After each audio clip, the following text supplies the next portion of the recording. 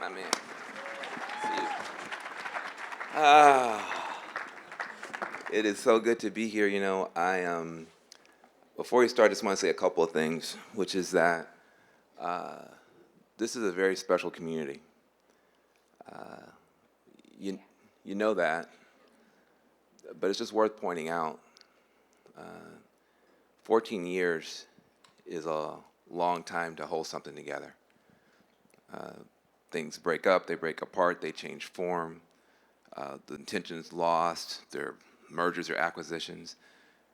The fact that the heart of this thing is still the same as it was, that the intention of this thing is still the same as it was, and that people who, frankly, most of you are weird.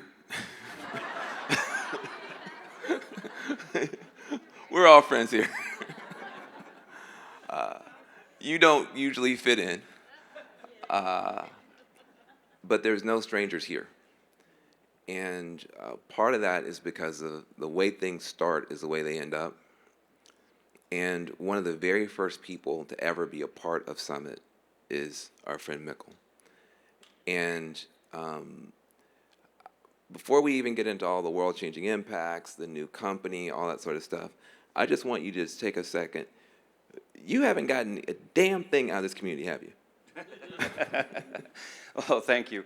That list is actually long. No, this has been a very giving community to me. I've met friends. I've met board members that are now serving in my public health company. I've met board members that are now serving in my safe drinking water company.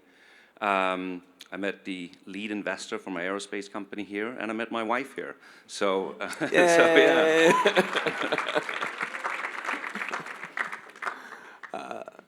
So I just wanted to point that out. The guy actually, his entire life, he was a badass before he showed up. But his life is way better because of this community. And if you've seen his wife, you know exactly what I'm talking about. So,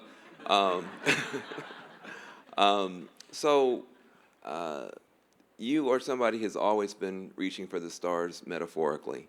But now, in some ways, you're doing it literally. Before we talk about you, I thought we could do that and then talk about you. I think we got to talk about Sceye. Why are you putting geostationary suborbital things up?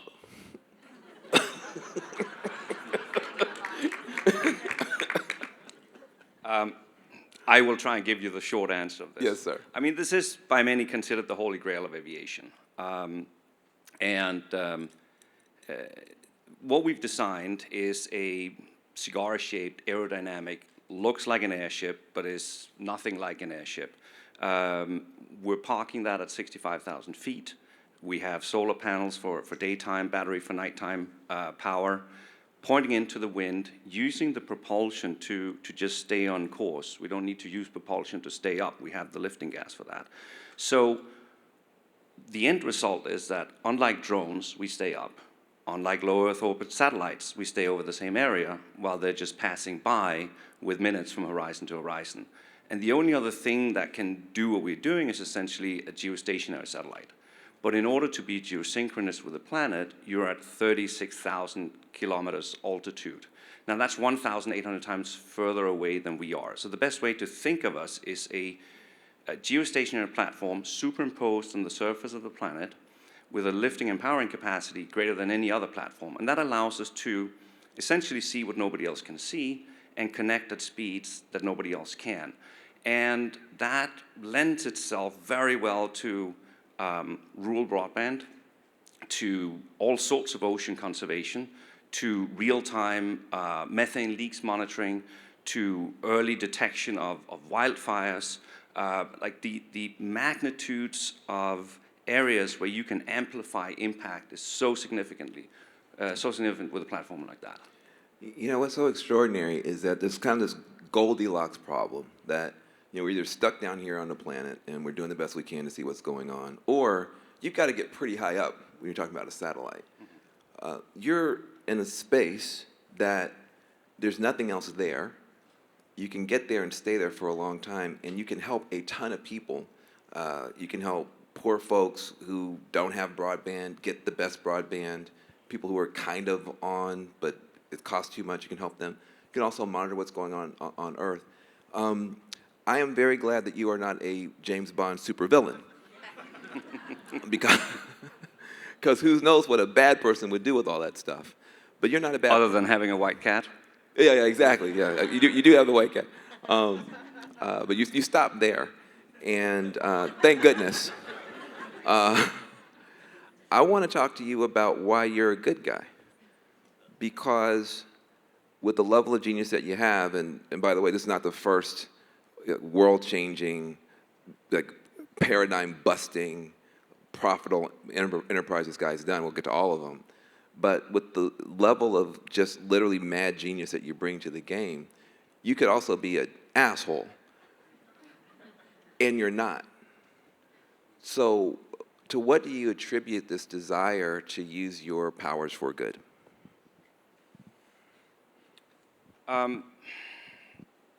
Well, I certainly didn't set out with that mindset. That came much later. So backing up, born in Denmark, which is a sort of very well-organized society, in a progressive family. Mom was a school teacher. Father had a sewing factory, middle class. But because it was such a well-organized society, I eventually wanted to go out where the ice was a little thinner. So at the age of 19, I started my first company in West Africa and Nigeria, importing cars and truck engines and very simple company. When you're 19, a business model is like something like, checking where the wind blows. But it only lasted for a year. Then there was a military coup. Let's back up for a second now. I don't mean to be rude. I don't know that many 19-year-old people who go to Nigeria and start big companies. So you're already just tell that story. I've never heard that story. So why of all the things that you could have done with yourself, you decided at 19 to go and start like something that we can't do right now?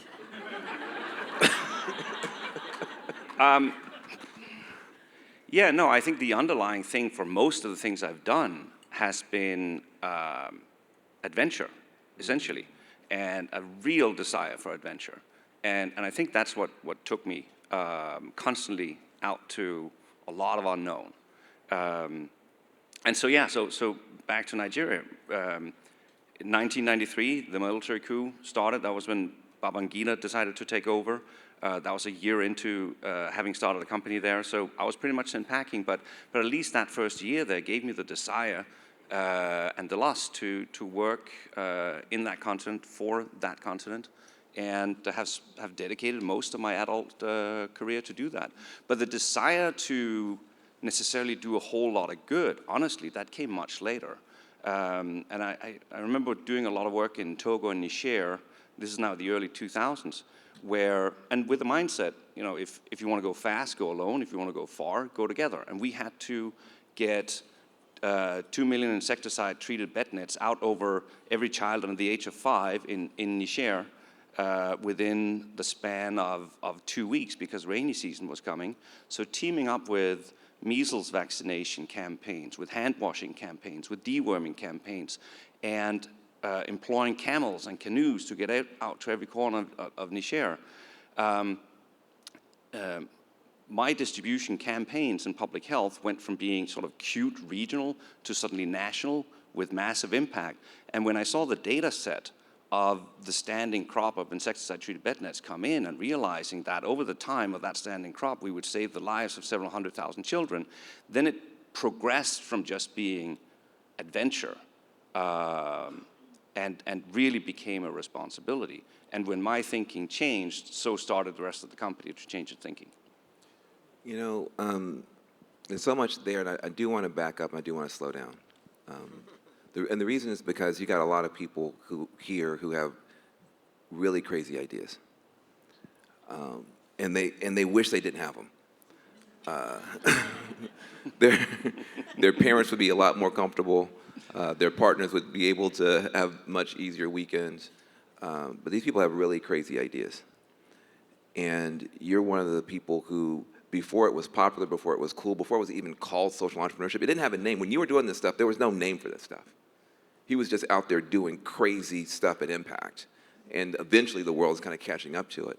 But I just want you to kind of back up, because there are more people here who are where you were then than where you are now.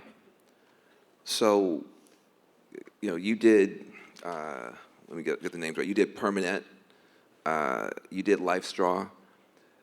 Just take a minute to talk about how it came to you to want to do Permanent. Like, how did you get it going? How did you get it started? Like, what was the first thing that you did, if you can remember? Yeah, it's always hard to sort of recollect what you stumble on the way to the Xerox machine that gave you a specific idea. But the need was certainly there. Let's start there. When we started wanting to have an impact on malaria and really studying what went wrong, this was in conversation with the World Health Organization, and quickly realized that what was done today was bed nets were distributed. They had to be dipped in insecticide on a regular basis and then hung and then used. But when those nets were washed, then the insecticide faded away. And so fundamentally, if you're the Minister of Health for DR Congo and you finally make it out to South Kivu, you got to ask yourself, is it more likely that I get out here every 4 weeks or every 4 months, right? And so what I'm trying to say is the need to take repeat intervention out of development aid to truly scale it is, and that being the theme also of this conversation, how to scale impact. One of the things that are so critical is to remove the need for repeat intervention. And so we put the active molecule into the fiber and controlled the release of the active molecule to the surface of the fiber over time. And so when you make something like a bed net out of that fiber, the insect lands in the insect is killed when it lands on the net, but because we can control the surface concentration, safe for the people who sleep under it. We have now distributed, mid next year, we will be distributing our billionth net. Thank you. And seeing global malaria rates drop from 1.3 million people, mainly children, dying every year to last year's 600,000. So a halving of that effort. So yeah, in the time we've done that, we've gone from a child dying every 30 seconds to a child dying every minute. But that is still a horrendous, amount of utterly preventable deaths. And so, and I do want to caveat when I talk about these numbers 2 things. One, this is not all accredited to the insecticide-treated bed net that we invented, but roughly 70% of it is. And this is not the work of one company. There was a great partnership behind this, and the Global Fund, with which the United States have been a big supporter of, President's Malaria Initiative, which I think you know of, which started under Bush, continued under Obama, continued under Trump, is now continuing under Biden. Yep. So yeah, great partnerships. Yeah, look, I mean, it takes a lot of good people to do good stuff, but you got to have the tools. If you don't have the tool, it doesn't matter. You got a lot of governments, you got a lot of meetings, you got a lot of ministerial stuff happening, but if you don't have the right tools, if the intervention at the tool level is unworkable because it's a repeat, poison, dipping model, then all that stuff doesn't make a difference. And so I think that for those of us who are on the change-making side, I used to feel that, protests and politics and policy was the most important thing. I think that less and less. I think that's less and less. I used to think that on the political side, we were making change. I think actually it's the people on the tech side and the people on the finance side that are actually making the changes. I think we have to try to make the changes help more people. I think we can help make the changes help more people, make sure that AI helps more people, hurts fewer people, make sure that quantum computing helps more people, hurts fewer people. We can help make the change better, but I think it's the people on your side that are making the change, that are, at this point, are driving change forward. And that's new. That's, 20 years ago, if you said that at Harvard Business School, they would think you were weird for saying that. I don't think that's weird to say anymore. I think that governments are so paralyzed and so polarized and so dysfunctional that one of the reasons that people are turning to business and beating up CEOs and treating brands like gods or whatever is because this is the only thing that's working. Faith communities aren't working the same way, labor unions aren't, but government's not. So I'm saying that because all my next questions have to do with this, I think, growing responsibility for people like yourself and people like yourself in this room to really fully take on even more and more appetite for change. Which brings me to my next set of questions. It is very hard for me to lose 5 pounds. I'm with you. I have been trying to lose the same 5 pounds for like 3 years. And it's just not working. Everything that I try to change doesn't change. It's very frustrating. I'm sad about it. And so when we talk about trying to scale actual change, like saving, millions of lives. I mean, you can't even count the number of lives that you've saved. I mean, that's nuts. Like, I mean, you could try to do the math on it, but then that kid was able to do something. Like, it's almost impossible already to calculate the good that you've done. You've been able to scale good. You've been able to scale good. And the rest of us want to know how. We want to learn from you. So we'll talk about Sceye in a second, but there must be some principles that you operate off of. There must be something that you bring to this work that lets you know when you're doing something dumb or something smart, or lets you know when you're doing something that's likely to be successful or likely to be stupid. And could you just talk a little bit about those principles that kind of guide you? Because I'm literally having a hard time changing the most simple things in my life, and you're changing the world. So there are many ways to answer this question, but I'm not going to comment on the 5 pound because I looked you up and you're 4 years older than I am and you look a lot younger. So, Melanin. It has its upsides. So I do want to comment a little bit about the role of private versus government I do want to comment a little bit about the role of private versus government that you commented on, because yes, I did start out at a time where if the solution would come from the private sector, then some of the grassroots like Doctors Without Borders would come with the pitchforks, right? That was not well seen, but we have a time now where there is neither conflict nor controversy between doing business and doing good, right? And I don't think and that has been the case for at least 15, 20 years, right? There's neither conflict nor controversy between doing business and doing good. And so I think, but that doesn't mean that the private sector should inherently be trusted with public equity. That is the role of government, right? And so I don't want to ever think that this is an either or. The same for indicators. There is this notion that you can compromise on income or financial return if you do good. You don't have to. You shouldn't. If that's the situation you're in, there's something wrong with the way you conduct your business or the business model that you have chosen. And I think this is one of the biggest things to look for. So I think it would make everybody's parents feel better if they're like, you can make a big difference and you can make a bunch of money. At least that's what I'm out telling various universities, that there is that path. Yeah, so. That's good. But if it were super easy, everybody would do it. You're one of the few people that have done it consistently, you've done it over and over again. So I just want, just for the benefit of the people who are here, what are some of the principles? I mean, when you're starting something, you start at Sceye, you saw a big problem, which wasn't going to be solved by drones, because they got to go up and come down and go up and come down and go up, and they weren't going to be solved by satellites, so they got to go up too high to stay in one spot. You saw this band in the middle.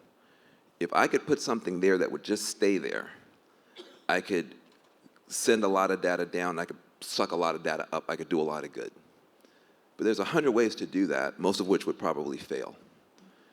You're not failing. So just walk through how you think about solving a problem like that that's profitable and also does good. Right. So So first to the motivation. Like having worked in public health, having worked in food security, having worked in safe drinking water, those are all silos. What Sceye gives and what Stratospheric Platform gives is the opportunity to amplify impact across a very, very large number of areas. And I think that is super appealing. But the idea was not mine.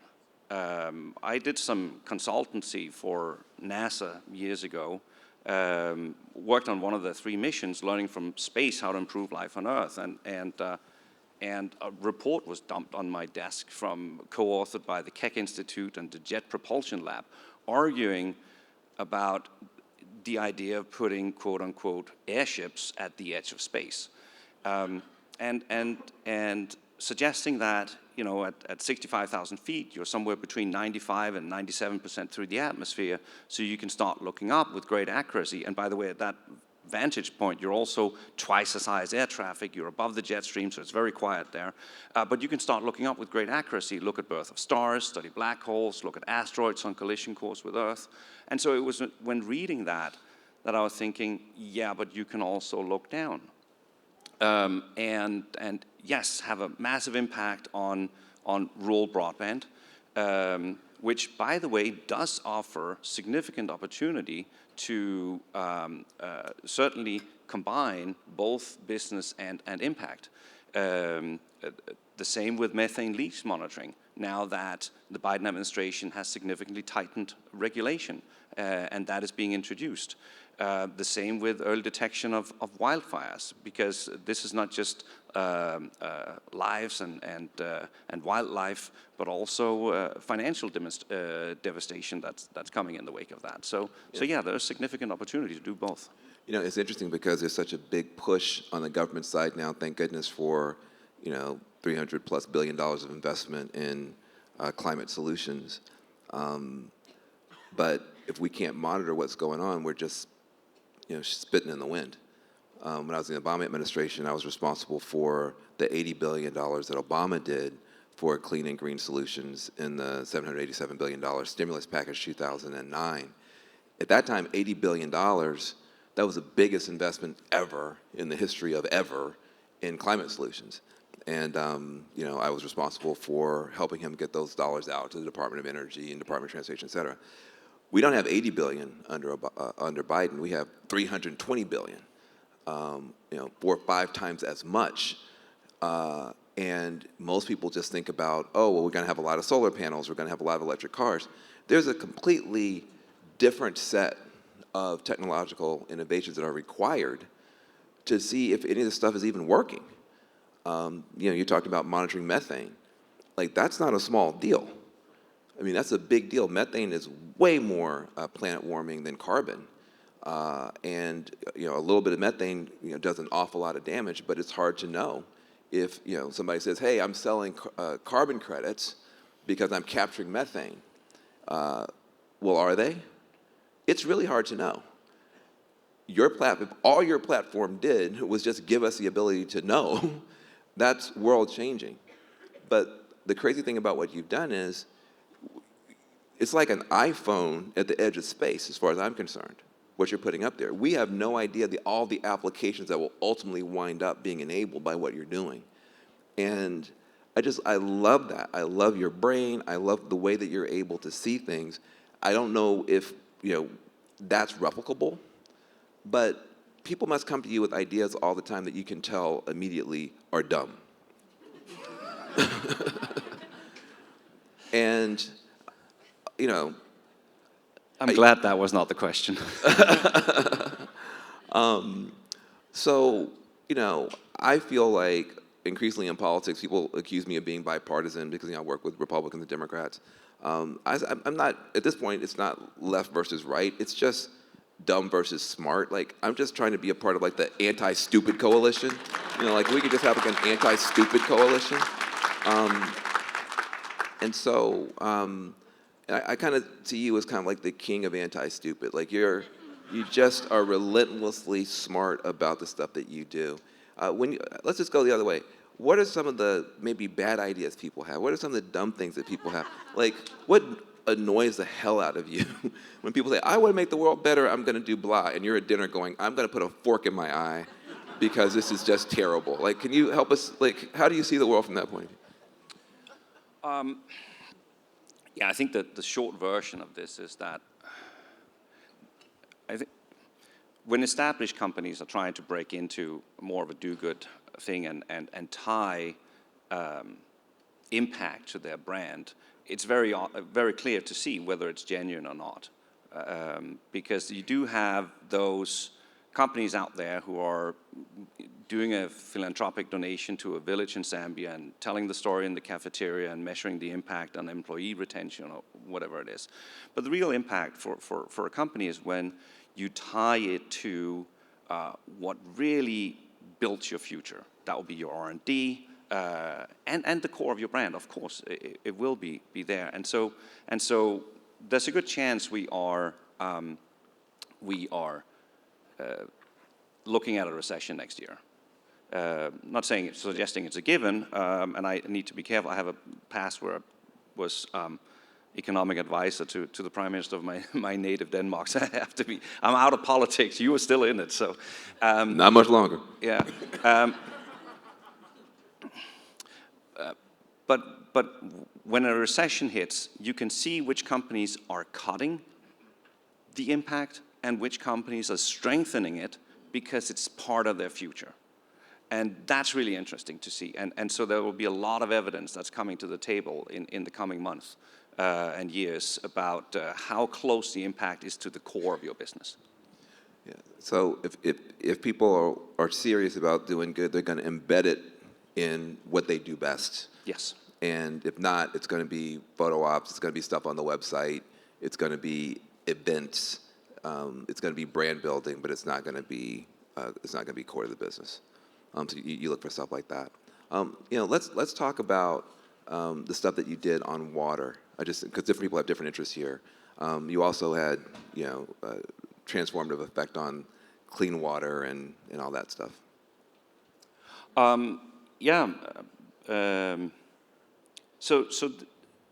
So let me start by saying sort of the technology platform for everything I've done has been around material science. So whether that's been the public health or the food security or Sceye for that matter, and the safe drinking water companies. But that really grew out of the public health company.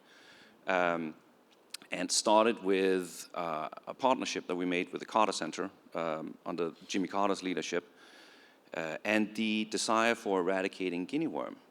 And guinea worm, I'm going to make this very quick, but hopefully now that we're before lunch, I'm going to dare going there. It enters your body at larva stage when you drink unsafe drinking water. And then it grows to be about 1 meter long inside your body. And then it wants to exit because it's pregnant. And it needs to get back down to the river. And so it will exit your body at a random place, your thigh, your chest, your neck. And it's a very burning sensation when it comes out. And so you feel like you want to yank it out. But then it breaks, and that's life-threatening, so you have to take it out slowly. But because of the burning sensation, you go back down to the river, and that's when the transmission cycle repeats itself. And that's why a water filter is such an impactful tool to break the transmission of the disease. That's all I'm going to say about this. Thank you. But in order to really take this to scale, we put the particle filter inside a drinking straw, and so that it could be distributed in the multi-millions. As a result, guinea worm is now gone from South Asia. It is. Thank you. We have 4 countries left in sub-Saharan Africa. When we joined this course, there were 3.5 million cases globally, annually. This year, we have so far found 9. 6 in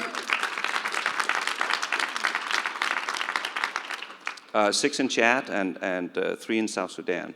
And so this is something to be truly excited about, because this will potentially be the second disease ever to be eradicated. And the reason why I'm personally passionate about it is that this is, the world has dropped the ball on disease eradication. This is almost 60 years after smallpox was eradicated. That's the only other disease we've ever eradicated.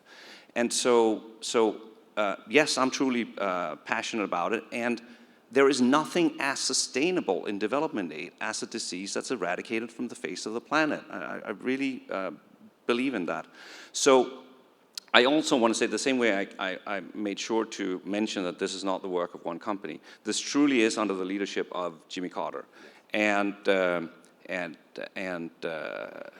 he has done remarkable work, and we're doing this because of him. Yeah, and I appreciate you saying that, because he is by far the best ex-president that we've ever had. And I think it's time for us to start saying that before he's not with us anymore.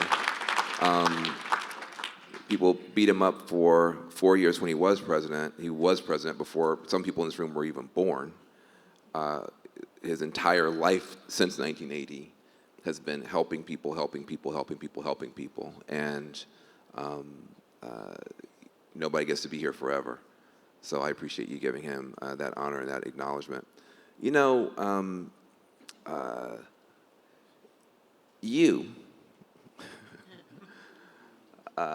I've been watching you. You love this guy. You love this guy. It's just a crazy thing, you know, when you get a chance to interview people, what you guys don't know is there's a physics involved here. If you can see me, I can see you. And I interview people, but I always watch, what are their kids doing? I always watch, what's their spouse doing? What's their partner doing? What are their coworkers doing? And over the course of an interview, there's some things you just can't fake. You love this guy. You love this guy. Can you talk a little bit about this relationship? What the hell is this? This is an amazing thing happening here. What the hell? I know. What's going on, man? Trust me, this was a question I did not expect. But yeah, it's. I mean, it feels a lot like things have gone full circle now that we're back here. You know, met here 7 years ago, got married 5 years ago, and so yeah. As we said in the opening, investments come out of Summit, marriages come out of Summit, kids come out of Summit, and we're certainly a part of that. And it's just been an amazing journey with you.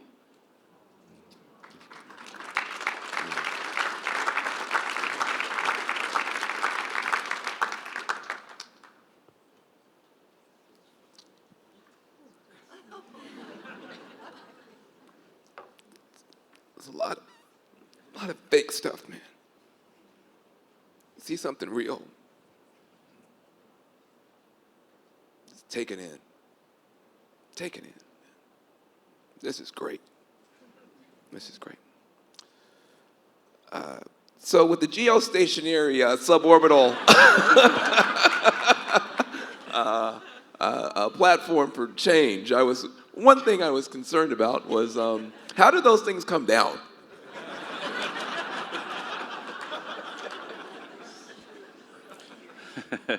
Thank you. So, essentially, they don't for a long time, because the whole purpose here is to stay up as long as possible. And so the materials that we have brought to the table, and let me back up a little bit. The US, when I started this, the US government had already spent $12 billion trying to build what we're building. And this was... Wait, stop. I know we're in a recession, and you know, Sam Bankman-Fried just lost $30 billion, or whatever it is. So I know that you guys we're getting jaded to big sums of money. But how much money of our money at the U.S. government spent trying to do this? Roughly $12 billion. $12 billion. Primarily from DARPA and the Navy. Okay. And primarily spent through the usual Beltway bandits, Lockheed Martin, Northrop Grumman, Boeing, and a couple of things that we learned from that. One is government incentives inherently pushes you to go straight to prototype build. So you don't have the iterative learning. And that has been really important for us. We've been flying regularly since 2016, starting small with just a 9-foot version that couldn't even lift its own weight into the stratosphere. So we sent it with a balloon to start generating data. Then a 70-foot version that flew between 10 and 20,000 feet. And then by 2019, we were flying a 105-foot version around the jet stream. By 2021, May of 2021, we were in the stratosphere for the first time flying around there. And since then, we've been up testing automated launch and ascent. We've tested propulsion to show that we are geostationary. We have tested payload to document that. We actually broke a world record as we sent a beam from a massive MIMO array in the stratosphere with 3D beamforming in Open RAN directly to a smartphone over 140 kilometers. So, and so thereby creating the evidence that one of those units can replace hundreds of towers, right? So what I'm saying here is that sort of one big difference is the iterative learning. The other big difference is those were programs of the 90s, early 2000s, but a lot has happened with materials since. A big one is the invention of graphene, which was in 2004 or 2005 or something like that, which has allowed us to build a hull fabric that relative to weight is 5 times stronger than what Lockheed came up with. Building batteries that are far more energy dense, and we have the intellectual property on a battery that's now twice as energy dense as the best electrical vehicle on the market.